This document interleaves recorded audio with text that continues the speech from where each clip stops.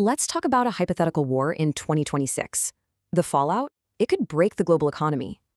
And it all hinges on one critical spot, the Strait of Hormuz. This little choke point, it's basically one of the most important arteries for global trade. Get this, 20% of the entire world's oil supply passes through here, every single day. So, in our scenario, that hypothetical becomes very real, and the crisis starts immediately. Experts called it the biggest supply disruption ever, and that's just the first domino. So what happens first? You guessed it, a huge global energy shock. With all that oil stuck in the Gulf, prices didn't just climb, they exploded overnight. Here in the US, you'd feel it at the pump fast. Gas prices jump 30%. But for Asia, it was way worse. Natural gas prices shot up by a staggering 140%.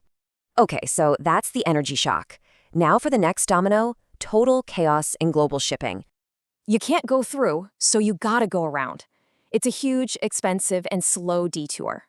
Basically, everything we thought we knew about reliable global trade, that just got thrown out.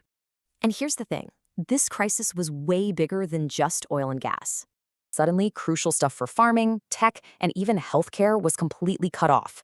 You take that energy shock, add the supply chain mess, and you get a perfect economic storm. So markets panicked, inflation goes through the roof, and recession fears just soared. It was like every single lever of the global economy was yanked in the wrong direction. And this wasn't just a blip. Analysts say this shock, it changed the world permanently. It's what they call the wound that scars. It completely rewired how companies think about risk. The whole idea of the Gulf as a super stable place to do business, that was shattered. So what's the big takeaway? It shows you just how fragile our global system really is. And it leaves us with a really tough question. Is our world built on something too fragile?